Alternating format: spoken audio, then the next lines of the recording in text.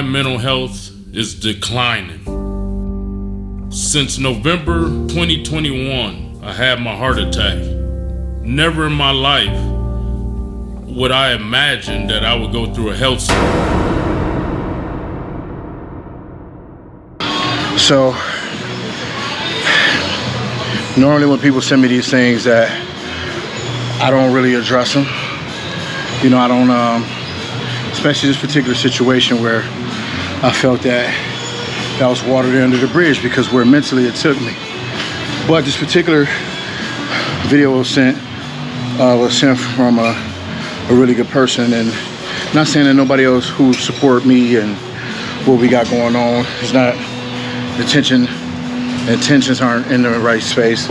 I know through this situation a lot of people came to the defense of me. Whatever. But anyway, so the video was sent, and when I realized who the video was sent, who was in the video, who video was, I kind of was like, I ain't watching it. And they said, look, bro, I think you need to see it. So what happened was, Cali Muscle posted a video, and he was discussing his mental health issues he's been having since he had the heart attack in November of 2021. Now, y'all have seen publicly the situation that we had. It was a little speculation of why it was and what it was. I've heard a bunch of things like, you know, on the behalf of somebody made me famous and now I'm stabbing them in the back. Cali Muscle did not make me famous. That's number one. Because if it was for Cali introduced me to the industry. I'm forever grateful for that. I'm forever grateful for the things that I learned, me in that process, watching him and Big Boy work. I'm forever grateful for that. What Cali did not do is make me anything, because I was already that guy. I was already a good dude, which is why now you see 2 years later, the opportunities that I have and the people that I'm in contact with. So again, Cali introduced me to this industry.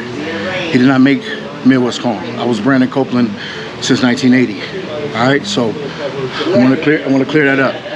Although I do pay homage because he did open doors. People seen the back and forth. Things were said. I had seen Cali in May. It was all love, some video. Laughed and joked, hugged, miss you, bro, this and that. That's all on video. Probably about 2 or 3 weeks later, it was subliminal shots taken of me in the videos. People say, well, how do you know it's you? Well, because certain videos, it was verbatim of things I was saying. Certain titles of videos I used. Then one particular situation of me getting emotional in front of the bar that I was stabbed at. Those things, right? So I did take those personally. But what I want to touch on is the mental health side, right? Because I never knew, and still don't, to be honest with you, I never knew that, why that was an occurrence. And he made some comments about people being his friend and want to talk to him all the time and stuff like that. I still have the threads and the messages of when I called Cali and when I didn't. Did I call him more after he had a heart attack? I just watched somebody that I thought was my friend, my brother, like we said we were. We was like the same person and all that stuff. I just watched him cry and get emotional after he had a heart attack. So due to the fact that he has a family, due to the fact that he has a wife, he has people around him, I did my due diligence by calling and checking in on him.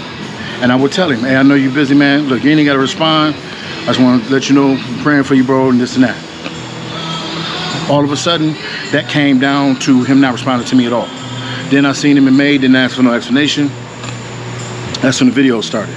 But the only time I texted him or called him more was either if I wanted the advice on some business or when I was coming, etc. Never talked to him outside of that about nothing unless we was already talking.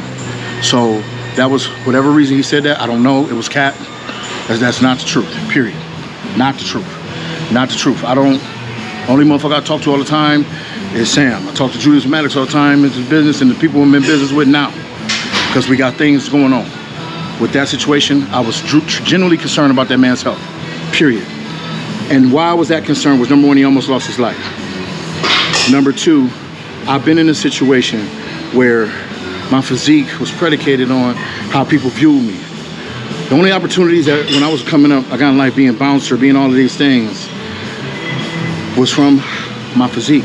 So when I was stabbed, I went through a long depression because I got this scar on my stomach and I was embarrassed. I wouldn't even want to look at myself. I didn't want to take my shirt, didn't want to do none of that shit, right? I went through that same thing. And these are things that y'all know from me, I've always put out there about depression and things like that. As black men, we have an issue with talking about our issues because we supposed to be the lions, the Afro men, and we can be that. We can be that. But when you from the hood, you seen some shit you weren't supposed to see, especially as kids. We don't know how to process certain things even as adults. We've seen, me and Sam, anybody from that time have seen a lot of shit. Maybe it was even in your own household. Maybe it was next door. Maybe it was somebody you know. We buried more people than we know, than we went to their college and high school graduations and weddings. That's a fact. We celebrated more deaths. Celebrating the life of motherfuckers and celebrating the education they got. We ain't been to one homie's 50th birthday party yet. We don't know nobody who reached 50 yet. Not of our core group of people. We 43, 44 years old. So I know what that's like. So I know if anybody's saying that and they haven't got the proper help, like we talk, like we got told us it's frowned upon, then I know we struggle. That's why I'm open about my shit. My shit turns into violence. My depression turns into violence. So that's why I know. So when I was going through that shit with him, my mental health and those things started to kick in. To where I did one particular video and older cats who knew, hey man, we see where you're going with that, bro, chill out. Mack Truck reached out, hey bro, you're taking this way, you're checking out. You can't do this to yourself. Don't do this to you're new in the industry, don't do that. Hockey move, hey, chill out. So people started to see that was coming out. You could tell my energy in those videos. So what he's saying, I completely understand. And with that being said, I truly wish that more people would do that. Now y'all just watched. Y'all see me do it. Maybe I ain't big enough. Y'all just watched somebody who we all grown to love over the years openly say that he's going through something. So I truly hope that this encourages more, especially you African American men, to understand that being a pussy is hiding shit.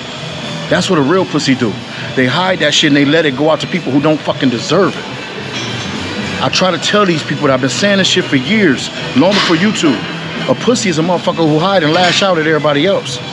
So I really hope what he said is resonating, y'all, because these are things that I talked about. These are things that he told me don't do. He said to save that. But now he's going through it. And I'm glad he opened up about that shit because it's what's needed.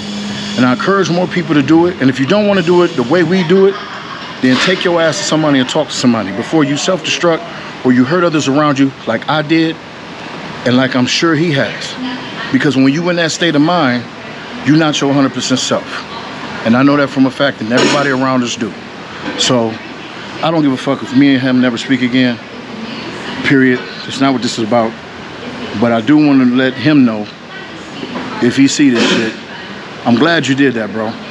Now, if there's anything else you need to get off your chest, do it now, because life is too fucking short. All right? So all that other corny shit we went through, we give a fuck about that shit, man. Listen, if I was a fucked up person, man, I wouldn't be doing what I'm doing. Me and Sam wouldn't be doing, we on Zoom calls every fucking night. We on the phone doing this. We doing that with the top people in the industry, the people we looked up to. I put an all-star cast together to support an event. If I was fucked up, this shit wouldn't happen. So whatever that was with me and him, I don't know to this day, but I do know he got his own shit going on again. And I'm glad he put that out there. So y'all should learn something. Being an influencer, that word means influence. You influence people. So I hope you motherfuckers just don't be influenced by the lavish lifestyles and all these things that people got and the physiques and the strength they got. Be influenced by what's coming out of their mouth when it comes to some real shit. All right? So y'all take care of yourself. Like, subscribe YouTube channel. And Cali, get better, man. Who gives a fuck about muscle, man? You got little kids that still think you a superhero, bro. You got fans that still think you a superhero. And you still can't be that even though you ain't whatever you said you wanted to be. You all that shit, fuck all that. That shit never mattered anyway. It was about the person you was. We didn't give a fuck about none of that. I didn't give a fuck about how much weight you lift. I gave a fuck about the person you was. So y'all take care.